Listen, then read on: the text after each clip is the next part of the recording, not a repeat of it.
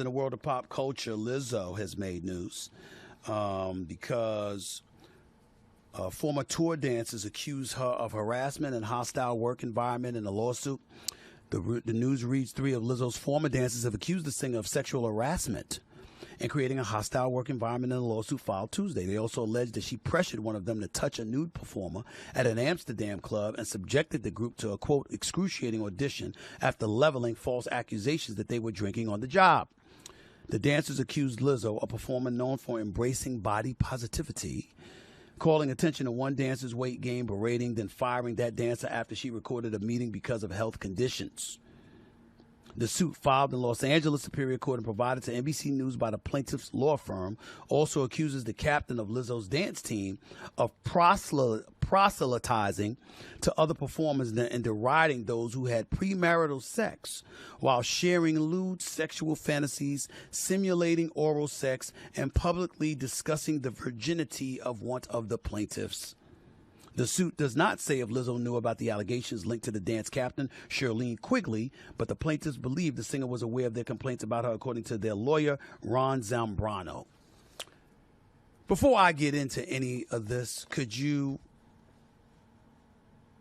or rather to my audience, just look at this right here. This is the accusers on Chris Cuomo's show on News Nation, talking to the one and only Chris Cuomo, who is a friend of this show, explaining what transpired, according to them, with Lizzo.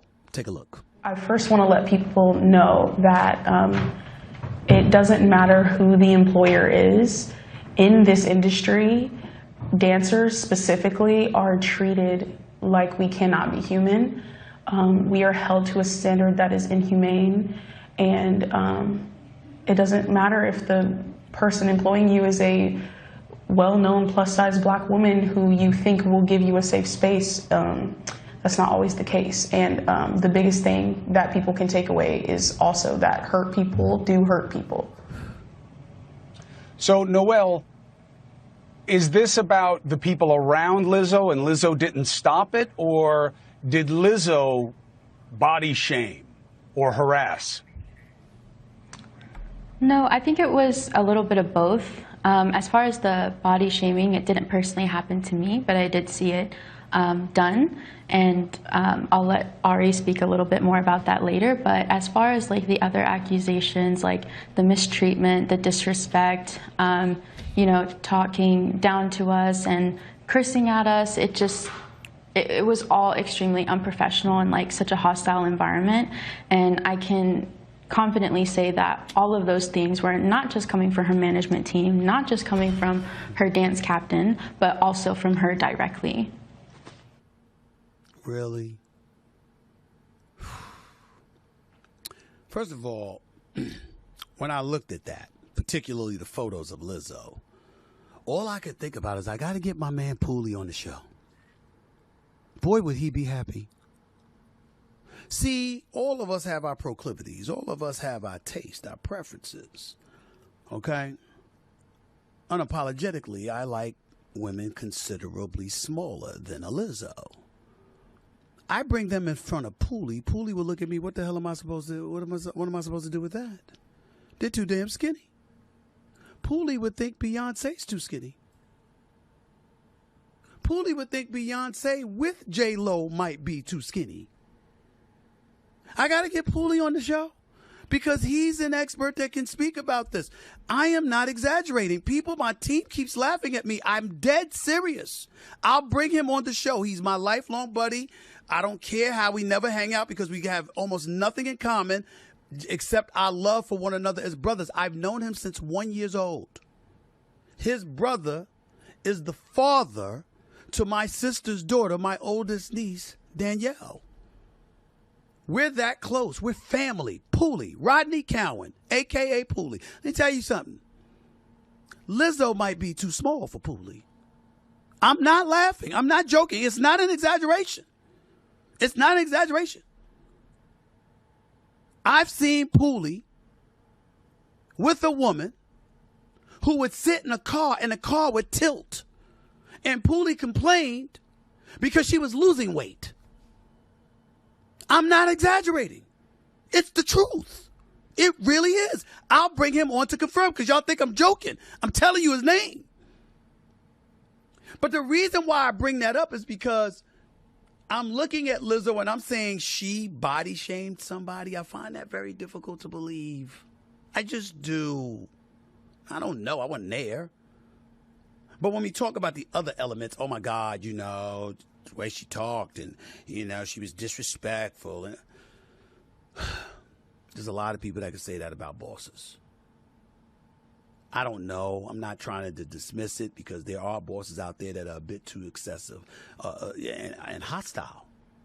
And there's no room for that. You got to know how to treat people.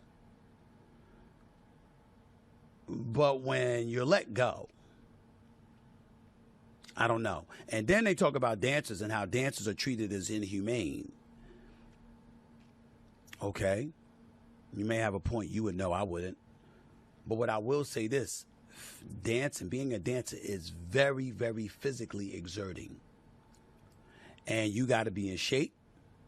And you got to be ready to roll. And you got to be on somebody else's clock, not yours, because you're the dancer, not the marquee. And sometimes it's hard for people to take. So there's more to this story, but, you know, Lizzo, of course, before I move on, Lizzo did issue a statement in defense of herself, and we have an obligation to show you what she said. These last few days have been gut-wrenchingly difficult and overwhelmingly disappointing. My work ethic, morals, and respectfulness have been questioned. My character has been criticized. Usually I choose not to respond to false allegations, but these are as unbelievable as they sound and too outrageous to not be addressed. These sensationalized stories are coming from former employees who have already publicly admitted that they were told their behavior on tour was inappropriate and unprofessional. As an artist, I have always been very passionate about what I do. I take my music and my performances seriously because at the end of the day, I only want to put out the best art that represents me and my fans. With passion comes hard work and high standards. Sometimes I have to make hard decisions, but it's never my intention to make anyone feel uncomfortable or like they aren't valued as an important part of the team. I'm not here to be looked at as a victim, but I also know that I am not the villain that people and the media have portrayed me to be these last few days. I'm very open with my sexuality and expressing myself, but I cannot accept or allow people to use that openness to make me out to be something I am not. There is nothing I take more seriously than the respect we deserve as women in the world. I know what it feels like to be body shamed on a daily basis and would absolutely never criticize or terminate an employee because of their weight. I'm hurt, but I will not let the good work I've done in the world be overshadowed by this. I want to thank everyone who has reached out in support to lift me up during this difficult time. There you have it. That's a statement.